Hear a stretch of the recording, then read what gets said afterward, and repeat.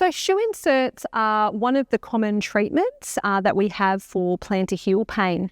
And if we look to the evidence, again, we have some evidence to suggest that shoe inserts are an effective adjunct to our therapy. So not usually used or not recommended as a standalone treatment, but can be helpful for controlling pain as an adjunct to our other treatments that we're doing. If we think about those shoe inserts, this can be our foot orthoses, but it also can, remember, be things like our silicone heel pads or our silicone heel cups.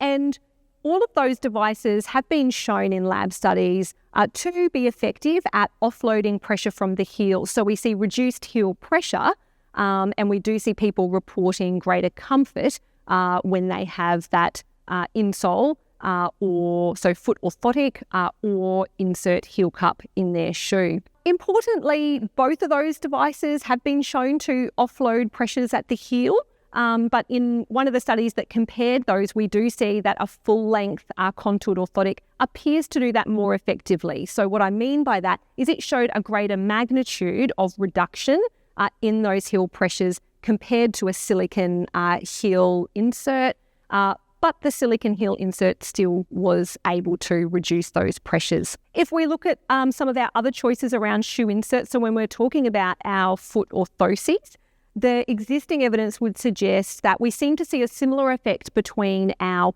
custom foot orthoses and also our prefabricated or off-the-shelf orthoses. So those contoured orthoses compared to our sham flat devices appear to be effective, but we don't see those differences between those custom versus prefabricated devices.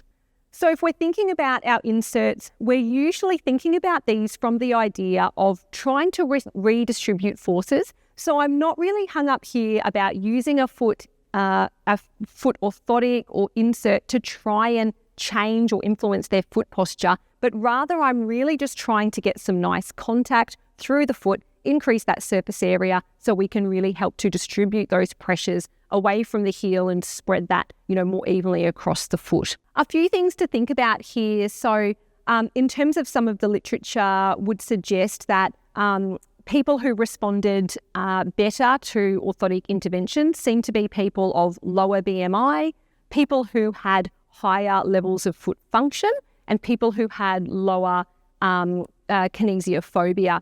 So interestingly there, there's quite a few mechanisms that might be at play there. Were they people that were going to respond anyway? Or is it also suggesting that we need to be actually walking and more functioning to have that effect of our orthotics? And thinking about, of course, our BMI and our compressibility of our materials of our inserts.